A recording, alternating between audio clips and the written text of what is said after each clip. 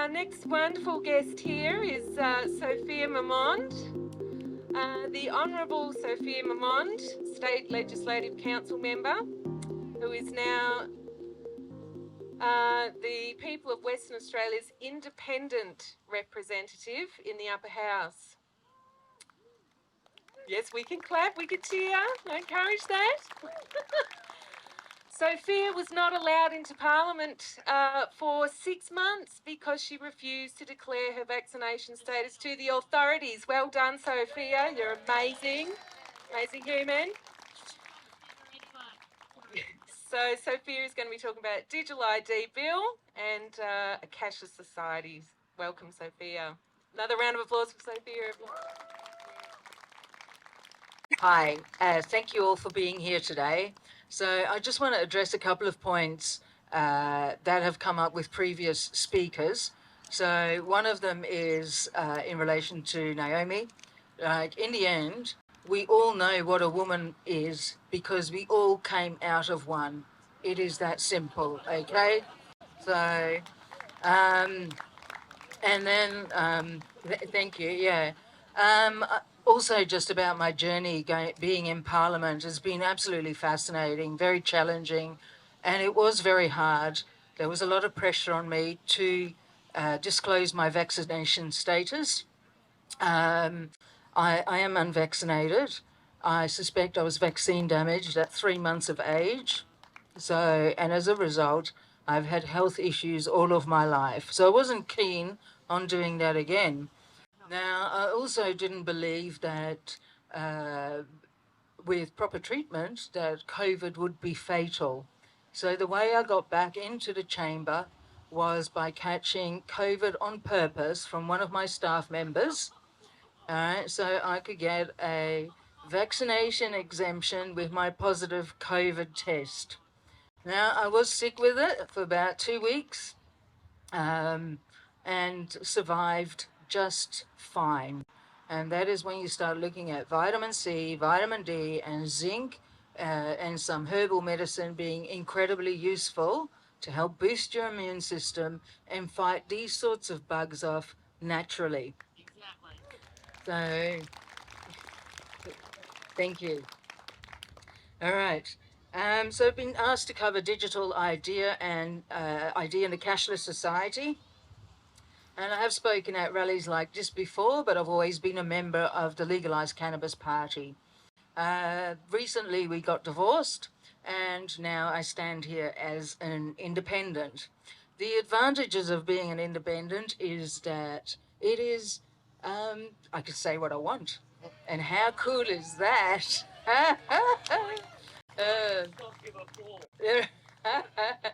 Yeah, well, turns out I'm quite opinionated anyway, so, but hey, I'm ready here to, stir shit up, basically.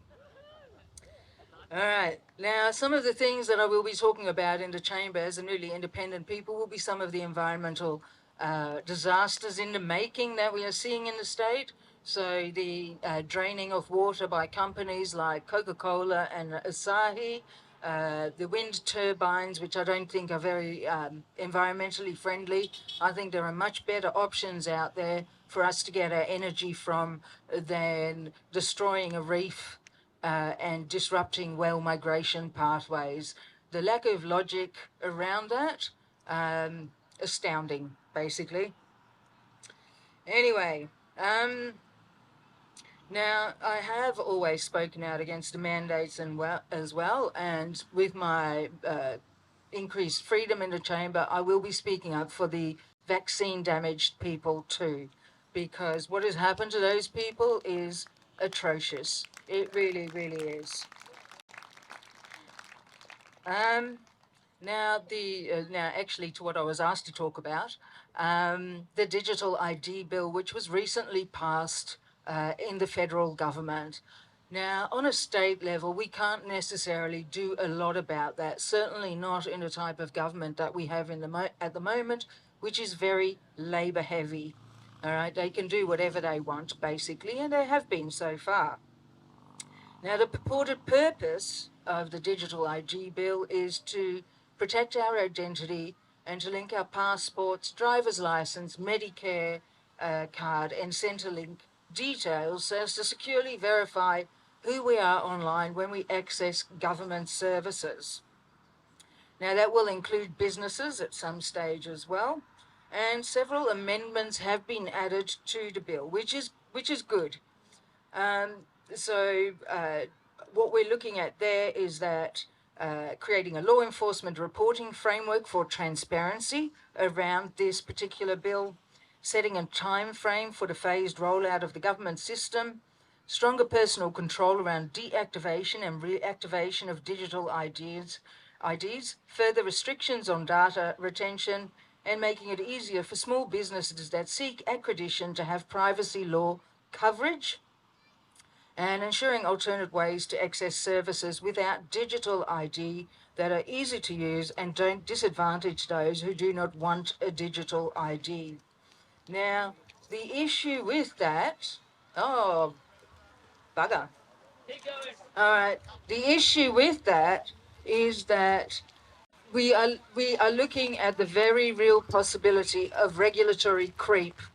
So it'll start in one spot. It'll seem like a good idea, just like the initial 2 weeks to flatten the curve seemed like a good idea, and then it went further and further and further until we were basically confined to our houses, to our state, and we had to be vaccinated.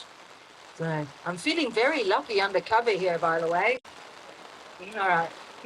Um, Now, being aware of this slippery slope, this is obviously something that we do need to create awareness around and make sure that people understand that once you give away one part of your freedom, it is very easy for other parts of your freedom to be taken away too. So we need to stand strong and very much fight that. And when they talk about voluntarily signing up for digital ID, obviously the mandates, the vaccinations were also voluntary like that as well. Now, the next major issue with storing all of that data is that the data simply may not be safe. Personally, I'm currently dealing with Medibank that have had a massive data breach, and information, private information by myself and my mother was leaked that way. That makes me feel uncomfortable. It really does.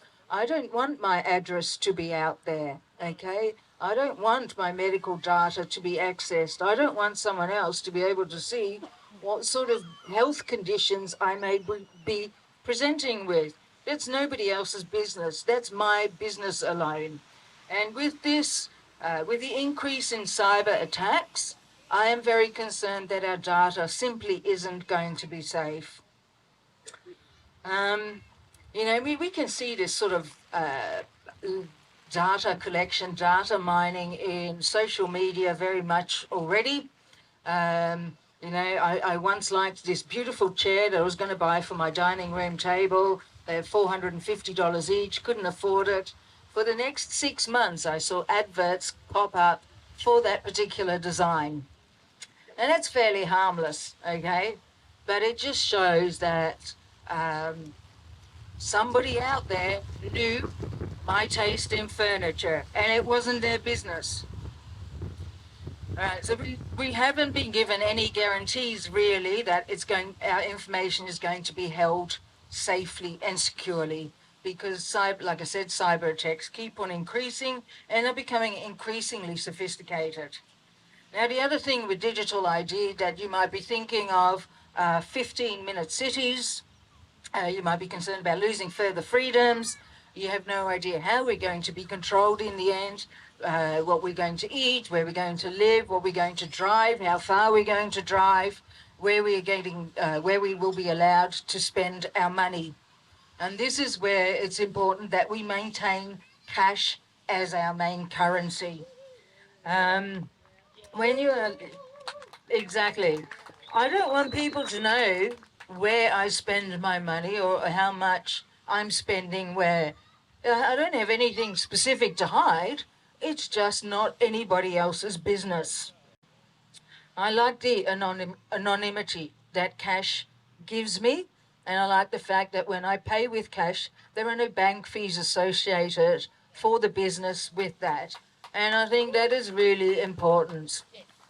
Thank you. It also means that if we go towards a cashless society, that we won't be able to have garage sales. You won't be able to just go and buy something like a raffle ticket or something like that, or someone's fundraising and selling chocolate bars. And one example, which none of you have probably thought of, but my staff thought was quite funny, was that you won't be able to go out and buy illicit drugs anymore either. Now, you'll be happy to hear that I have a medicinal cannabis script, okay? So just be aware of that. So in the end, cash is our friend and digital ID is not. Now, Andrew already covered some of this. The government has made it more difficult for independents to run in the next election. It's become more expensive, and currently the WA Electoral Commission is way behind and has not provided us with the forms that we need to get 250 signatures to be able to run. Now, the forms may be available in July or maybe in October, which isn't going to give us a lot of time. So Alex will be walking around, and you're not obliged, and Alex is over there taking your details so that when we get the forms, if you are still interested, this is not binding, that we can contact you so that we can get some people together so we can run as independents. And for the next election, if you are concerned about all of these things that we've spoken about, don't vote for the big parties, all right? Vote for the independents. So there'll be me, there'll be Andrew, I'm sure there'll be lots of other people as well. Vote for us. That way, getting into the chamber, we will have a voice in that chamber about the current overreach around the government. Oh, thank you. And just to finish off, hold the line, people.